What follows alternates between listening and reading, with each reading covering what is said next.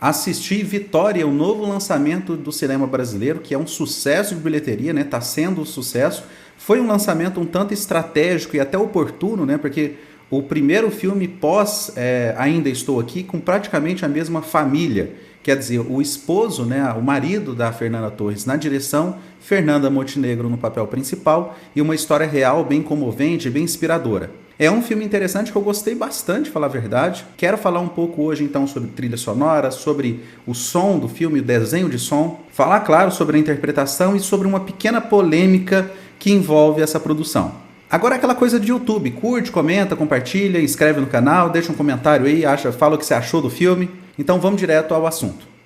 Vitória conta a história real de uma moça, de uma senhora que com 80 anos de idade levou uma boa galera para a cadeia através da sua iniciativa de gravar o crime organizado. Pensando em 2005, que, enfim, a época que se passa esse filme, não tinha esse acesso tão claro das gravações de crime organizado. Hoje a gente sabe que é uma coisa muito comum. Qualquer drone, a gente tem um monte de imagens de traficantes, imagens reais, mas na época foi algo inovador.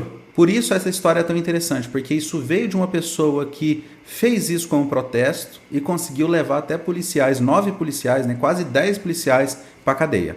Agora, a polêmica que envolve esse filme, antes de falar sobre os pontos técnicos do filme, né, tudo que eu acho interessante e tal, vamos falar um pouquinho sobre essa polêmica, porque o Brasil, ele muda muito rápido, né? Na verdade, o mundo muda muito rápido, mas a ideologia e o que as pessoas acreditam e defendem e militam muda com muita rapidez. Eu já não sei mais o que é certo e o que não é. E o exemplo perfeito é nesse caso, né? Aqui a gente tem uma personagem que originalmente ela é uma mulher negra, uma história real, e que aqui foi adaptado para uma mulher branca interpretando.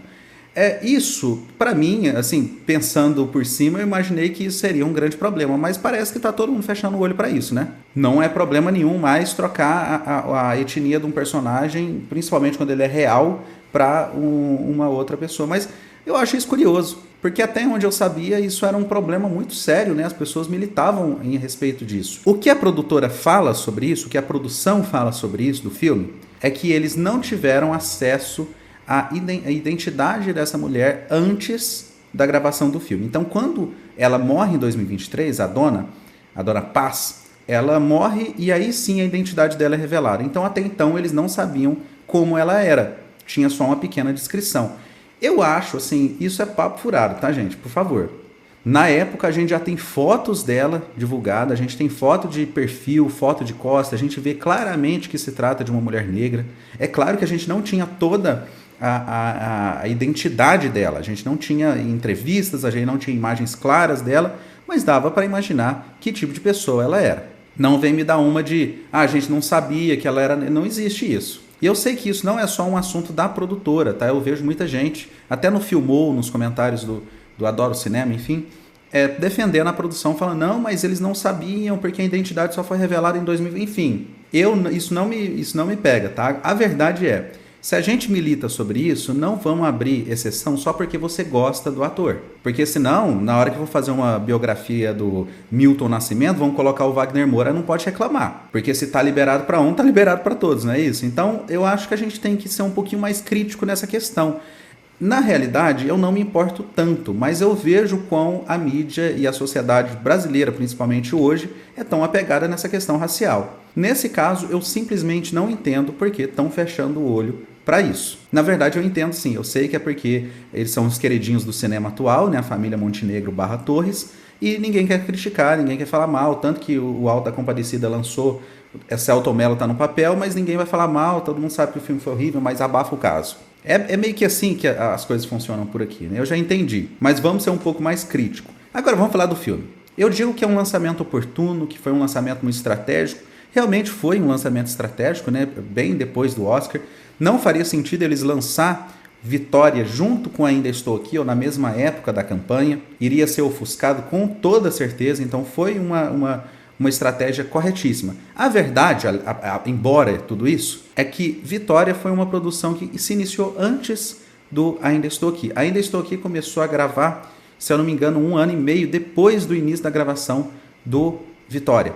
Então Vitória teve um grande problema, porque a princípio Breno Silveira, né, que é o diretor do Dois Filhos de Francisco, ele morre durante a gravação, né? Ele morre numa gravação, ele estava em Pernambuco, se eu não me engano, no Nordeste, algum lugar no Nordeste, eu lembro da notícia na época. Ele morre e a produção fica na mão do seu... Ele era muito amigo do marido da Fernanda Torres, que tem um nome diferente, como é que é? É Andrucha, né? Um nome diferente, enfim.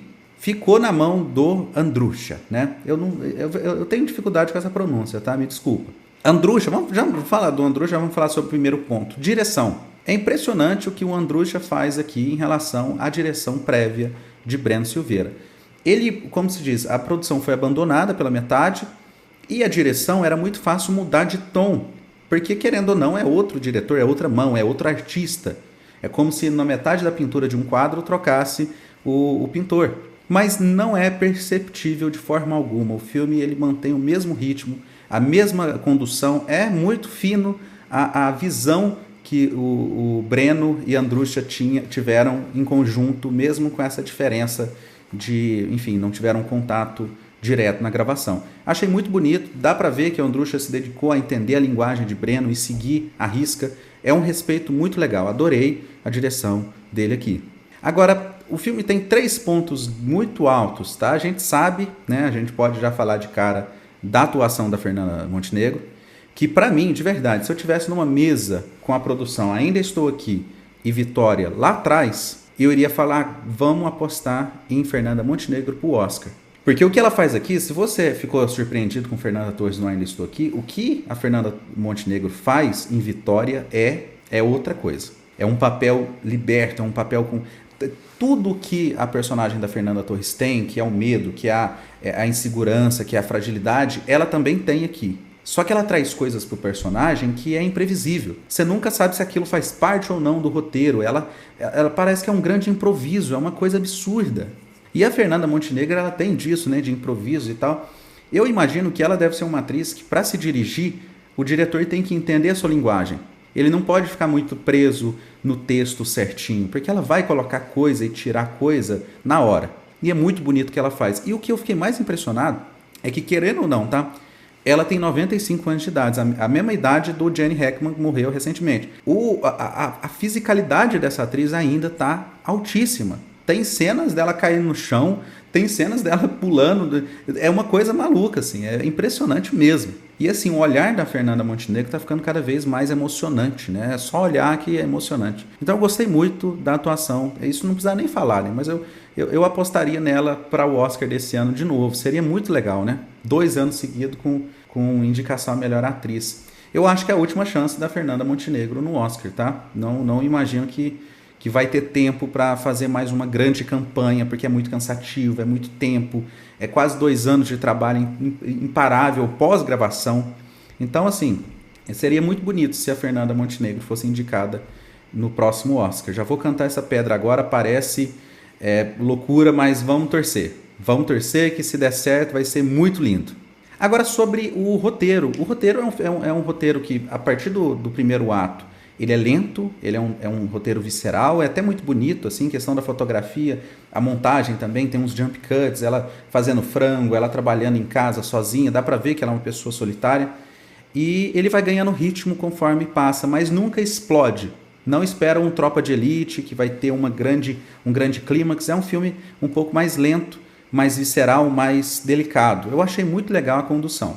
Agora, pra mim, o ponto alto do filme, tirando a atuação da Fernanda e a direção, é o som. O som desse filme, por incrível que pareça, eu não esperava um trabalho de som tão fino. Parece que você mora do lado de uma favela. É impressionante, uma favela de crime organizado mesmo. É um som imparável, é um som assim, eu que moro na frente do matagal, eu de verdade, eu fiquei angustiado em imaginar morando naquele lugar. É um som o tempo todo, um grave de som distante, é um som perto, um som distante, um pagode a 6 km de distância e um funk a 600 metros misturado com grito, com moto, com gente conversando, com tiro distante. É uma loucura. O som desse filme, ele funciona, ele é muito parecido com o som, olha pra você ver, vou comparar ele com o som de Zona de Interesse. É uma coisa interessantíssima o som desse filme. Se você desliga a tela e fica só ouvindo, você vê coisa acontecendo naquele universo que não está na tela. É muito legal mesmo. E em contrapartida, o filme também, ele decide, eu imagino que foi uma decisão criativa, tá? Negar trilha sonora. Porém, eu já estou por aqui com o cinema brasileiro negando trilha sonora. Sempre o cinema nacional tem essa ideia de jirico de ignorar a trilha sonora. Aqui funciona muito bem.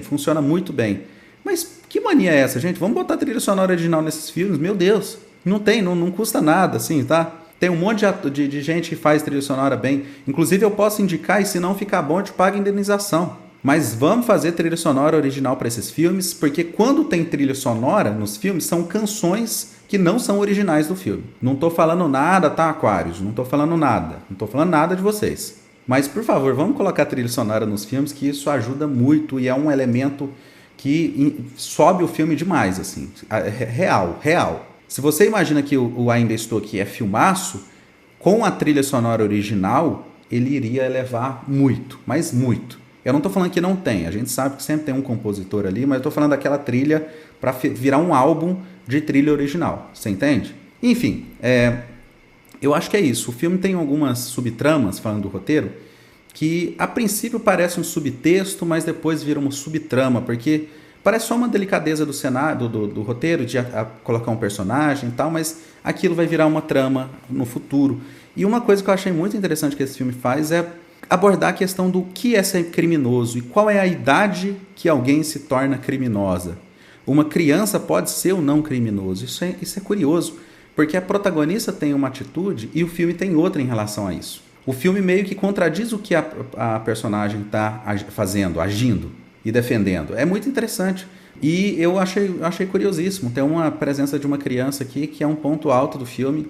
E a direção, como eu disse, ela é muito delicada em deixar todo mundo à vontade. Até a atendente do supermercado tem uma liberdade em certo nível para criar, né? Então você vê que não é um roteiro engessado, falas engessadas. Isso acontece muito em direção brasileira, que é você pegar um roteiro e exigir que o ator, que não às vezes não é um ator profissional, não estou falando no caso da moça do supermercado, mas às vezes você tem um ator que tem pouco contato, uma criança, por exemplo, que já teve pouco contato que não teve muito contato com o cinema, e obrigar ele a fazer um texto marcado certinho.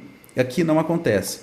Eu acho que eu falei demais sobre Vitória, tá? Mas enfim, é um filme que eu gostei bastante, gostei muito, super recomendo. Assista, me fala o que falou, me fala a sua opinião específica, tá? Sobre essa questão da mudança étnica da protagonista, tá? Me fala o que você pensa sobre isso. Sinceramente, não vai me atacar, enfim, a gente sabe, é uma conversa aqui, eu não estou escrevendo na pedra nada. Então é isso, se gostou do vídeo, deixa um comentário, deixa um like, se inscreve, me segue no Instagram que está aí, até o próximo, tchau.